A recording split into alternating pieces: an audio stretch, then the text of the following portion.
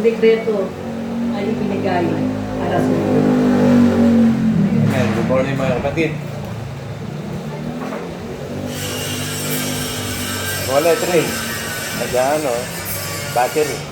Battery. Power off. Power? Power off. Eh, power off na. Eh, ako na nalagay ka dyan. Nagbi-blinking eh.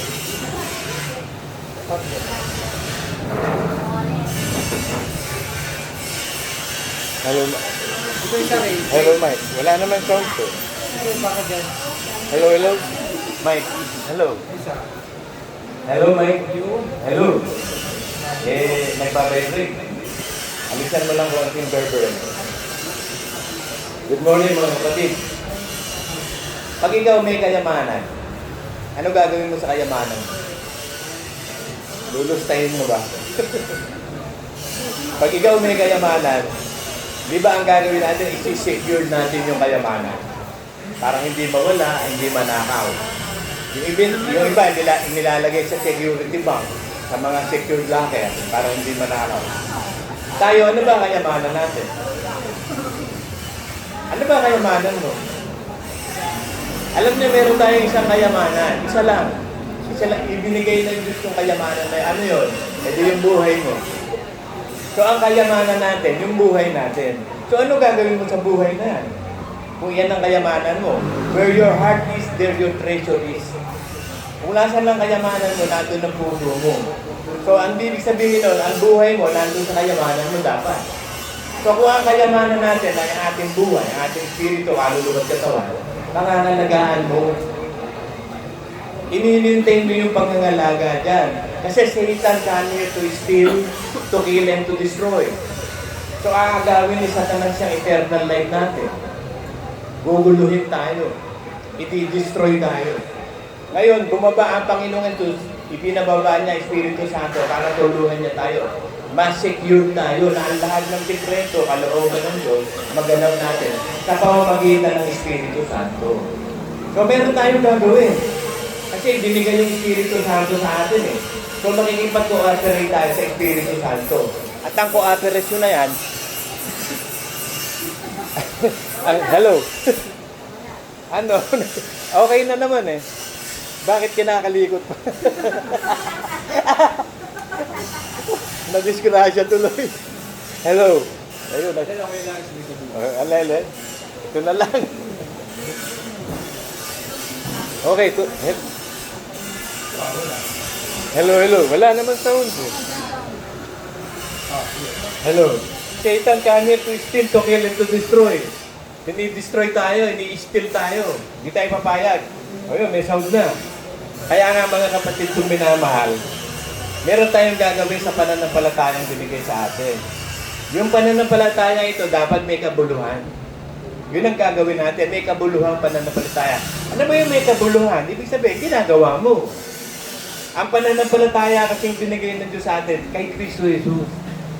Pagsunod sa lahat ng kalooban ng Ama, nasundin ng kanyang isinugo. So, ang kalooban ng Ama, sundin natin ang lahat ng inuutos ng Panginoong ito. At hindi pa tinatatagan sa libutan, itinalaga na tayo para maging katulad ng larawan ng kanyang anak. Tinawag tayo para tayo maging banal at walang bahidungi sa pag-ibig. So, yun ang konklusyon ng pananatili ng kayamanan. Maliligtas ang kaluluwa natin kung maitatalaga tayong katulad ng larawan ng Panginoong Hesus. Ano ba ang larawan ng Panginoong Hesus? Ang pagsunod sa Ama, sa lahat ng utos. So ano magiging larawan natin? Pagsunod din sa lahat ng utos. Kung ano yung image ni Kristo, yun din ang image natin, pagsunod sa lahat ng utos. At masusunod natin ang lahat ng utos dahil may Espiritu Santo pinigay. At huwag natin paiiyakin ng Espiritu Santo, kailangan lagi tayong sumusunod para matiyak ang kaligtasan. 1 Corinthians 15:1 and 2. Ito yung gagawin natin. Kung meron tayong pananampalatayang ibinigay sa atin ng Diyos, gagawin natin itong 1 Corinthians 15:1 and 2. Ito ang sure salvation eh. So hindi maaagaw yung kayamanan na yun na nasa atin, yung buhay na ibinigay ng Diyos, hindi maaagaw ni Satanas yun. Mananatili yun hanggang sa makarating sa langit yun. Pagkat yung eternal life, yun ang pinaka-importante sa lahat. Ano pa ba pinaka-importante sa buhay natin? Minsan ka lang mabubuhay, minsan ka lang di mamamatay. It is appointed unto man to die once, and after death, judgment. So pag namatay ang tao, judgment na. Wala nang second time around. Wala nang susunod. Walang pangalawa. Iisa lang ang buhay, iisa lang ang pag-ibig, iisa lang ang pag-asa, iisa lang ang pananampalataya, iisa lang ang Diyos. Ang buhay natin sometime. Minsan lang ang buhay na, singaw lang yan. Parang singaw lang yan na mawawala. Parang pagting ng gagambaya na madaling mapunggal. Para tayong steam na sumingaw lang tapos mawawala na. Napaka-iksi ng buhay. 120 years lang. Ngayon, hindi naaabot ng 120 buhay na ngayon. 70 lang, padedo na. Kapag malakas ang katawan, maabot na 80. Buti na lang, ang Diyos ang pumapatay, ang Diyos ang bumubuhay. Kaya kahit may sakit tayo, pwede na tayong buhayin ng mahaba pa. Maging masunurin lang tayo sa Diyos. Sabi sa ano yan, Proverbs 10:27 Ang pagkatakot sa Diyos, nagpapalao ng buhay. Ano yung pagkatakot sa Diyos? Ecclesiastes 12:13 At ito ang buong fear of God. Sundin ang kanyang mga utos. Sundin, at ito ang buong katungkulan ng tao. So kung tutubunan natin to 1 Corinthians 15:1 and 2, ligtas tayo, sure ball. Sure ball ang kaligtasan, secure yung kayamanan. Walang makakaagaw nito, hindi kayang agawin. Sabi sa John 10:29 Tsaka 30, sabi niya, at sila'y hindi malilipol at hindi siya maaagaw sa kamay ng aking ama. At hindi sila malilipol sa aking kamay. So dalawa gumugwardya sa atin, ang ama, ang anak. Ngayon, ginugwardyahan tayo ngayon ng Espiritu Santo para makarating tayo sa langit, makakasama natin ang Ama at ang Panginoon Jesus doon sa langit. Pero meron kang gagawin pananampalataya, meron kang pagsusumikap, meron pagtitiis na gaganapin. Meron kang pagtitiis na gaganapin. Hindi pwedeng wala, dahil si Kristo nga natuto sumunod sa mga bagay na tiniis niya eh. Hebrews 9:8, 5:9 Natuto si Kristo sumunod, bagamat siya anak, natuto sumunod sa mga bagay na kanyang tiniis. So matututo rin tayong sumunod sa mga bagay na tiisin. Kaya ang ginawa ng Diyos, naglagay ng maraming pagsubok. Pinahintulutan ng maraming tukso para gumawa ng pagtitiis. Ang pagtitiis gagawa ng sakdal na gawa upang wala tayong kakulangan at tayo'y banal. Ito yung plano ng Ama. Maging banal tayo at walang bahay dungis sa harapan niya sa pag-ibig. Mangyayari lang yun kung mananatili tayo kay Kristo sumusunod. Ito yung gagawin natin. Basahin natin. Ngayon, ipinatatarastas ko sa inyo, mga kapatid, ang ebanghelyo na sa inyo aking ipinangaral na inyo namang tinanggap, na siya naman ninyong pinananatilihan. So, nung tanggapin natin, ang Panginoong Jesus, tinanggap natin ang salita ng Diyos, nananatili tayo sa salita ng Diyos, sa aral niya, sa aral ni Kristo. Sa pamamagitan naman ito, ligtas kayo. So, secure yung kayamanan. Secure yung kaluluwa natin, secure yung buhay. Bakit? Nananatili tayo kay Kristo sa aral ni Kristo. Pagkat ang salitang itinatanim ang magliligtas na ating kaluluwa. Panginoon, inilagay ko po sa aking puso ang iyong kautusan upang hindi ako magkasala sa iyo. Ibig sabihin, ipapamuhay mo ang pananampalataya. Madali lang, that's just a live by faith. Susunod ka lang sa Espiritu Santo, huwag mong paiiyakin. Pag inuudyokan ka ng Espiritu ang gawin ang salita niya, gawin mo na. Huwag ka na mga katwiran. Panatilihan mo. Sabi dito sa Bible, sa pamamagitan ng ligtas kayo, kung matiyagan ninyong iingatan ang salitang ipinangaral ko sa inyo. So matiyagang iingatan, may pagtitiis. Kaya yun ang pagkamahalaga, sabi sa Philippians 1:29. Tinawag tayo ng Diyos, hindi lamang para manampalataya, kundi makipagtiis din naman alang-alang kay Kristo. Kasi yun ang pinaka-importante, yung makapagtiis. Kasi yung pagtitiis, yun ang gumagawa ng pagsunod sa kalooban ng Diyos. Titiisin mo tumanggi sa dating pagkatao, nabubuhay ka sa bagong buhay, magtitiis kang sumunod sa kalooban ng Diyos. Wala tayong gagawin dito sa lupa kundi magtiis sa pagsunod kay Kristo. At ang mananatiling tapat hanggang wakas, ang siya maliligtas. So alam mo na, secure yung kayamanan mo eh. Ngayon kung ang kayamanan mo nga ay yung buhay mo, isi-secure mo yan. So i-chapuera mo na lahat ng bagay, katulad ng ginawa ni Pablo. Sabi niya, alang-alang kay Kristo, inari kong lahat ng bagay kadugihan. Matamu ko lang si Kristo. At ang lahat ng bagay, itinuring ko sukan lamang, basura, upang makamit ko si Kristo. Ano ibig sabihin doon? The most important part of your life is God. Wala nang pinaka-importante kundi ang Diyos. Love God above all.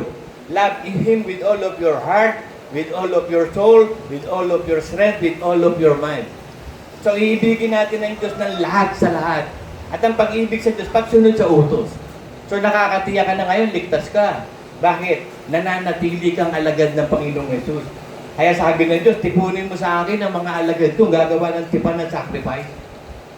Pinatitipon ng Ama sa huling araw, yung tunay na anak ng Diyos, yung gagawa ng sacrifice, yung magtitiis. At ang pagtitiis na yan, pag-aalay ng ating katawan bilang handog na buhay. Mahirap yun eh. Kasi ang daming tiisin natin eh. Alam niyo yung sakit, ikinalagay yan sa katawan eh. Kasi pag may sakit ang katawan mo, nakakainis ng mabuhay pag puro sakit ka. Kaya yung kayamanang ibibigay ng Diyos sa atin dito sa lupa, yung pagpapala, mahalaga lang yan doon sa walang sakit. Pero kung may sakit ka, ang dami mong pera, hindi na maganda rin eh. Hindi mo na may enjoy yung maraming pera. So ang ibinibigay ng Diyos sa atin, pinag-iingat tayo sa mga kinakain natin, sa pamumuhay natin, para maging malakas ang katawan natin, sabi sa Psalm 90. At umaabot ng 80 kung malakas ang katawan. So lumalakas ang katawan, pag-iingatan mo. Kasi katawan mo yan eh, yan ang templo ng Espiritu Santo, pag-iingatan mo yung katawan. Huwag mong pakainin ng mga makakamatay na pagkain. Eh, ang padalas nakakamatay na pagkain, yung masasarap eh. Yung matatamis. Tsaka yung maaalat. Yun ang masasarap na pagkain, yung matamis, maalat. Pero kakain ka ba ng, sabi nga sa Job 6:6 eh, makakain mo ba yung itlog na puti? Kailangan mo ng asin. Matabang yun eh. Nasa Bible yun. Job 6:6. Pati itlog, kailangan kainin mo ng masarap. May asin dapat. And we are the salt of the earth. Tayo ang nagpapasarap sa mundo. Tayo nagbibigay ng lasa sa mundo. Iba tayo, peculiar people tawag sa atin eh. Supernatural, kakaiba tayo. Kaya ang buhay na ipinigay ng Diyos sa atin, buhay pananampalataya, buhay ng puro pagtitiis. Ang hirap nun mga kapatid, ako nararanasan ko kasi ang hirap eh. Yung sakit sa katawan, lahat na yata na sakit sa katawan, nasa akin eh. Pero titiisin ko to, alang-alang kay Kristo. Excuse me. Kasi walang paraan kundi magtiis eh.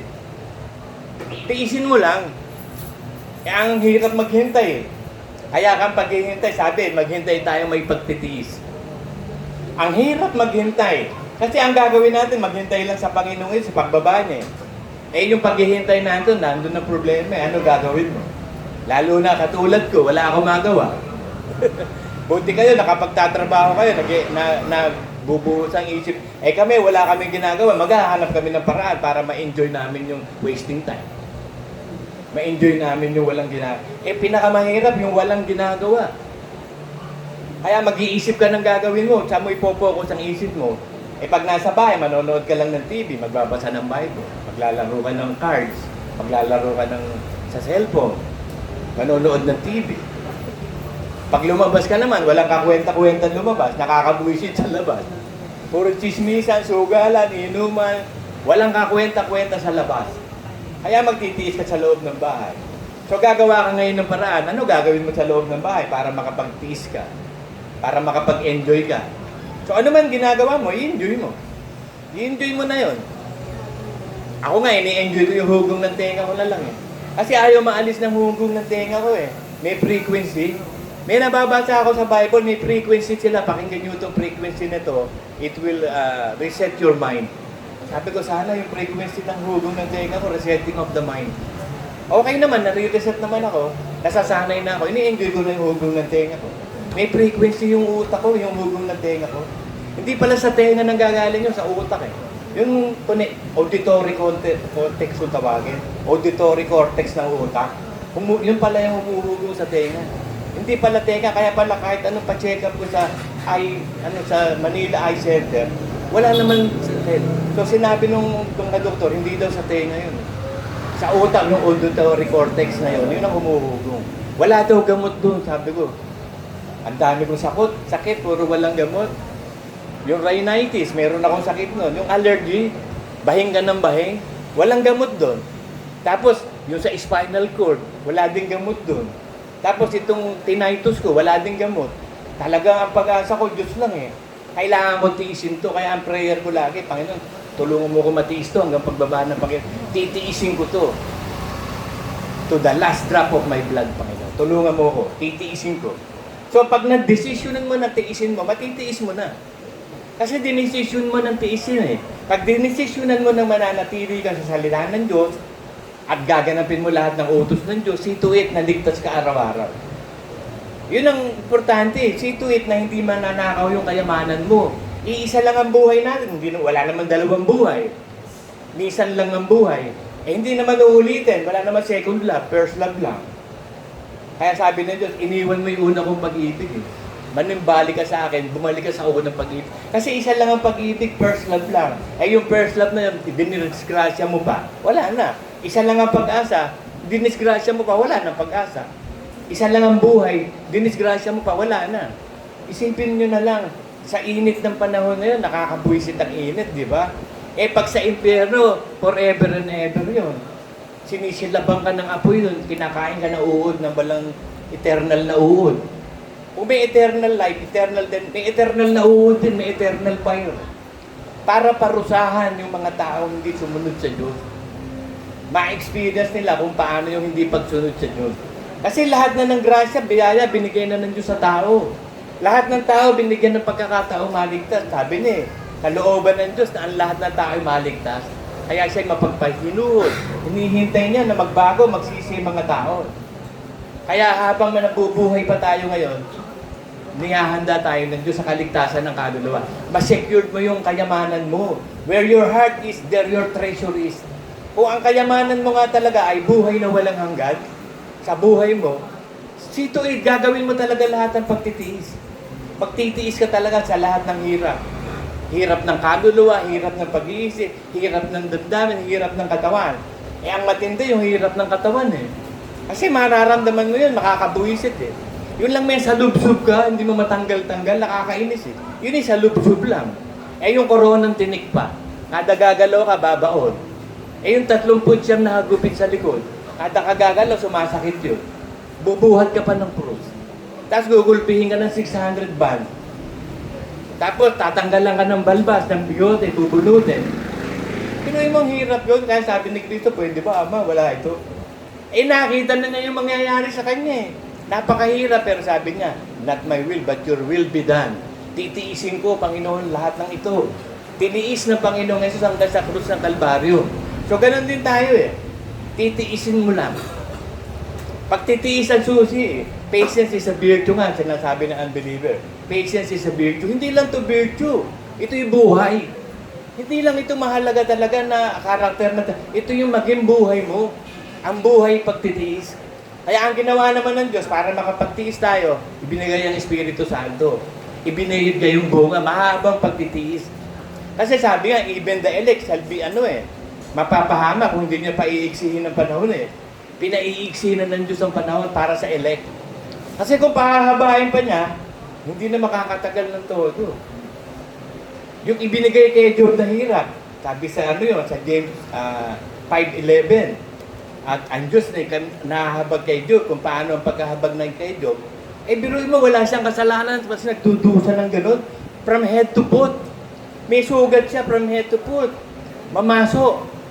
Yung may boil na mamasok, tapos pag natanggal ang balat nun, maantak na yun. Eh wala namang gagamit. Ang ginagamit lang nung araw na ngayon, mga uling lang eh. Carbon ang ginagamit nila sa sugat eh.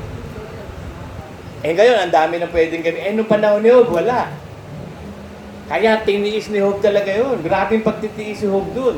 Si Moses, si Pablo, grabing pagtitiis nila talaga. Talagang man of sorrow. Yun ang mga anak ng Diyos, man of sorrow. Tayo talaga magtitiis. Buhay ng pagtitiis, mga kapatid. Philippians 1:29.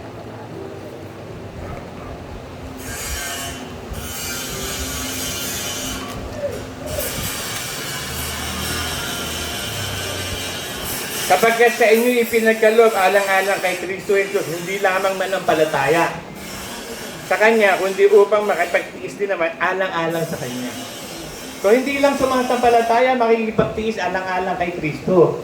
Si Satanas, si Lucifer, hindi nakapagtiis eh. Ay, wala siyang ano kay Kristo eh. Hindi alang-alang sa sarili niya. Kaya hindi siya nakapagtiis. Yun na disgrasya. Nasa langit na siya, nawala pa, naihulog pa. Eh tayo, papunta pa lang tayo, mga kapatid. Yung pagpunta natin, siguraduhin mo yung release ng train, dire-diretso. Kasi parang ang Kristyanismo, parang train at saka release ng train. Yung train, doon tayo nakasakay, yun ang iglesia. Ngayon yung release na yun, dire-diretso lang yun sa Ama. At ang release si Kristo. Hindi matatanggal yung release dahil nakakonected sa train yun eh. Pag tinanggal mo yung release, hindi tatakbo yung train. Pag inalis mo si Kristo sa buhay natin, hindi tatakbo buhay natin. Kasi si Kristo nagbibigay buhay sa atin. Si Kristo ang ating katagumpay. Ay, inalis mo yun. So, hindi ka natagumpay. Wala nang silbi buhay. Paano buhay kung wala kang Diyos? Wala kang Diyos. Para saan pa buhay? Ikaw na may pinakamaraming pera, pinakamayaman, pinakamatalino, pinakatanyag. Eh, pupunta sa impyerno, kaluluwang mo. Ano, napala mo. Ay, dito na ako sa mahirap kay Lazarus. Kumakain lang ng hulog ng pagkain ng rich man. Pero pumunta sa langit. Eh, no kumain si Job. Pero si Job, pinayaman pa rin yun eh. Hindi naman importante kung mayaman o mahirap eh. Ang importante, sumusunod ka sa Diyos hanggang sa wakas. Nakikipagtiis ka sa Diyos hanggang wakas. Kaya sabi niyo, Diyos, maghintay kayong magpagtitiis. Katulad ng Diyos na naghihintay ng una at huling ulan. Excuse me. Kasi umulan na ng una eh. Nung sa 120, nandun sila sa upper room. Nandun si Pedro at 120 mananampalataya. Unang ulan yun, umulan na ng Espiritu Santo nun. Pumunta sa kanila parang dilang apoy, nabaptize sila sa Spirit. Ngayon, sa huling araw naman, umuulan na. Nagsimula na, matagal nang umulan. Nung itatag ang iglesia ni Brother Manny, umulan na. Ito yung huling-huling ulan. At nagtitiyaga ang Diyos na hinihintay ang una at huling ulan. Ito na yung huling ulan, dumating na, di nasa last days na tayo. Ngayon, yung kayamanang ibinigay sa atin, yung buhay na walang hanggan na yan, na nasa ating kaluluwa, pagyamanin mo yan. Pag-ingatan mo maagaw. Sabi sa John 2 eh. Pag-ingatan ninyo ang inyong sarili, baka maiwala nyo yung aming pinagpagalan. 2 Peter 3:17. Pag-ingatan ninyo ang inyong sarili, baka mahulog sa inyong sarili katiyagaan. So mag-ingat kayo sa inyong sarili. So ibig sabihin, bantayan mo yung sarili mo, i-secure mo yung kayamanan mo. O ang puso mo nandiyan sa buhay na walang hanggan, kayamanan mo, ang buhay mo, i-secure mo araw-araw. Ang pag-secure araw-araw yun, mabubuhay tayo sa salita ng Diyos. Kakainin natin araw-araw ang kalooban ng Diyos. Kakain tayo ng mana araw-araw. Si Kristo ang tinapay ng buhay, araw-araw natin kakainin. Man doesn't live by bread alone, but by every word that comes from the mouth of God. So hindi ka lang kakain araw-araw ng pampalakas ng katawan, kakain ka araw-araw, pampalakas ng espiritu at kaluluwa. Yung magliligtas doon sa kayamanan mo. Kasi katawan, di naman ito kayamanan natin eh. Papalitan nga ito eh, aalisin ito eh. Pero kayamanan yan ngayon, habang nabubuhay, bakit? Eh kasi dyan nakatira ang espiritu at kaluluwa. Kayamanan yung katawan, pag-ingatan mo, baka magkasakit. Kasi pag nagkasakit, hindi mo na talaga mai-enjoy ang lahat ng bagay. Ako nga lang, pilay nga lang ako, hindi ko ma-enjoy. Gusto ko umakyat kami ng bundok, hindi ako makakaakyat eh. Pag umakyat ako, hindi na ako makakababa. Hindi katulad ni Kristo, at siyang bumaba, ay umakyat. Ako hindi eh. Yung bumaba, hindi na makakaakyat. Yung umakyat, hindi makakababa eh. Wala na, napakahirap ng buhay ko. Pero tinitiis ko lang lahat to, mga kapatid. Ipag-pray niyo ako na matiis ko talaga. Kami mga pinuno, napakaraming tiisin talaga. Thorn of the flesh, napakarami. Mga sakit na hindi gumagaling. Thorn of the flesh. Si Pablo may thorn of the flesh. Pinuno eh. Pag pinuno ka, imomobilize ka ng demonyo. Hindi ka pagagalawin. In-stroke na niya nga ako eh.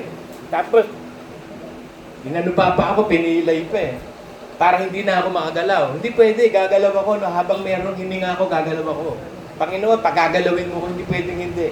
Gagalaw ako, pagagalawin mo ko. Basta magtitiis lang ako, Lord, sige. Dinesisyon ako na magtiis hanggang wakas. Tulungan mo na lang ako, matiis ko yun hanggang wakas. Kasi ang Diyos lang ang pag-asa natin. Wala naman tutulong sa atin. May tutulong ba? Wala naman eh. Hindi ka naman pwede tulungan ng doktor. Hindi naman nagpapagaling yung doktor. Nananyamba lang ng gamot siya para mapagaling ka. Mananyamba lang ng mga doktor. Si Kristo, ang Diyos ang tagapagpagaling ng may sakit. He is the healer. Ang Diyos ang sumusugat, ang Diyos ang nagpapagaling ng sugat. So kapag ka nagkasugat, nagkasakit ka, pinahintulutan ng Diyos yun. Dahil siya naman ang nagpapagaling ng sugat. Eh. Hindi man gumaling yan, sa langit na pagagalingan yan. Tignan mo si Pablo, hindi naman gumaling yung sugat ni Pablo. Eh. Hanggang sa namatay siya. Hindi siya namatay dahil doon sa sugat niya. Namatay siya, pinatay siya ng Diyos sa takdang araw na pinatay siya. Pero hindi siya namatay sa sakit niya. So ganun din tayo eh. Pwede tayong hindi mamatay sa sakit natin. Kung hindi aalisin ng Diyos ang sakit natin, di ba tayo mamamatay eh? Sabi sa John 17:15 eh. Hindi kalooban ng Diyos na alisin tayo sa sanlibutan, kundi pag-ingatan sa masama. At ang masama, yan ang gumagawa ng kasamaan sa katawan natin. Naglalagay ng sakit, ng hirap, ang demonyo. Para mabuwisit yung kaluluwa mo. Mainis ka, hindi ka na magpatuloy sa pananampalataya. Bumigay ka na. Eh, ang sarap mabuhay sa mundo eh. Lalo na kapag may bisyo. Ang sarap magmandyong mga kapatid. Eh, yan ang kahinaan ko, sugal eh. Ang sarap magmandyong tapos umiinom ka ng beer habang nagmamandyong, nagpo-44 ka, tapos umiitit kayo ng damo habang nagsusugal ka. Umiinom ng beer, umiitit. Araw-araw yun. Araw-araw bagong ligo ako para maghanap ng sugalan. Eh kaso hindi ko na pwedeng balikan yun, masarap na buhay na yun eh. Hindi na pwede, mapupunta na ako sa impyerno, babalik ako sa dating pagkatao. Para akong babaeng baboy, babalik ako sa pusali. Hindi na. Para akong aso, sinuk ako, kakainin ko pa, hindi na. Bago na ako nilalang, mabubuhay ako sa bago nilalang. Bagamat nandito yung luma, sabi ni Pablo, bagamat ang pagkataong panlabas namin, pahina ng pahina, ang pagkataong panloob namin, palakas ng palakas, from faith to faith, from glory to glory. It is by faith. Ako nga, may nararamdaman ako, ang sakit ng puson ko eh. Kasi nga, yung epekto sa akin sa likod, sa spinal cord ko, umaabot na sa puson ko. Pinaniniwalaan ko lang ang Diyos, Panginoon, hindi ito internal organs, muscle pain lang to, I believe. Pagagalingin mo to, unti-unti nang nawawala. Kasi kailangan magtiwala talaga sa Diyos eh. Ipagkatiwala mo sa Diyos, kasi tatakutin ka ng demonyo. Naku, may cancer ka na sa niya. Sa spleen, yung pancreas mo, may cancer na yan. Kung ano sasabihin siya, hindi. Muscle pain to, no? Hindi ito internal organ. Lagi ko pinag-pray internal organ eh. Kasi pag internal organs na undefective, pwede ka mamatay. Pero kung muscle pain lang yan, mawawala din yan. Nai-stretch lang yan kaya sumasakit eh. Sa dami ng komplikasyon ko. Nagpa-check up ako sa doktor, ang sinasabi nila, may diabetes ka kasi, high blood ka kasi. Eh alam ko naman yun eh. Kaya kung yung ibang karunungan ibigay nyo sa akin, ba't ako nagkakaganito? Eh kailangan magpa-ultrasound ka. Eh nakakatamad yung magpapa-ultrasound. Pupunta ka pa doon, magpapabalik-balik yung ultrasound. Sa Diyos na lang ako aasa. Lord, ikaw na lang bahala. Ipagkakatiwala ko na sa iyo lahat. Into your hands I commend my spirit. Panginoon, ikaw na lang ang bahala. Ikaw naman pumapatay, ikaw ang bumubuhay. Pwede mo naman ako hindi patayin eh. Pwede mo rin ako patayin. Eh sana huwag mo kong patayin. Pakabahin ko pa yung buhay ko para sa iglesia. Para sa mga anak ko. Nabubuhay lang ako para sa inyo. Hindi ako nabubuhay para sa sarili ko. Gusto ko nga umakyat pa sa langit eh. Pero kaya ako nabubuhay para sa inyo, para sa mga anak ko, para sa lahat ng tao. Gusto ko pang gamitin ako ng Diyos na maging pagpapala sa lahat, mga kapatid. Wala ako ibang hinihiling sa Diyos, kundi pagpalain ko lahat ng tao. Itong natitirang buhay ko na to, mapagpala ko lahat ng tao. Hindi lang mga anak ko, hindi lang iglesia, lahat ng tao. Kasi ang Diyos nagpapaulan sa masama eh. Nagpapasikat siya ng araw sa masama. Nagbibigay siya ng hangin sa masama. Mahal niya yung masasama eh. O ganun din tayo. Mamahalin din natin ang masasama. Kung paano nagmahal ang Diyos, ganun ka rin magmamahal. Sige Lord, basta't sabi ko, wala naman ako maiisip na dahilan, ba't mo ako papatayin? Pero ang dami ko naiisip na dahilan, bakit mo ako bubuhayin? Yun na lang ang iisipin ko, bakit mo pa ako binubuhay? Hindi yung ba, mamamatay. Kasi ang tao, pag yung talagang daming nararamdaman, pumapasok sa isip mo, mamamatay. Ignore mo na lang yun, huwag mo nang pansinin, hayaan mo na siya magdumaan ng dumaan. Mas napakaraming dahilan para buhayin ako na walang dahilan para patayin ako. Lord, wala akong makikita dahilan para patayin. Pero kung ikaw nga pumapatay ko, hindi namin alam. Basta sa iyo ko binibigay ang aking buhay, ang aking kayamanan nasa iyong kamay. Ang buhay ko, ang espiritu at kaluluwa ko, imibintay mong banal sa araw na yun naman. In Jesus' name, Amen.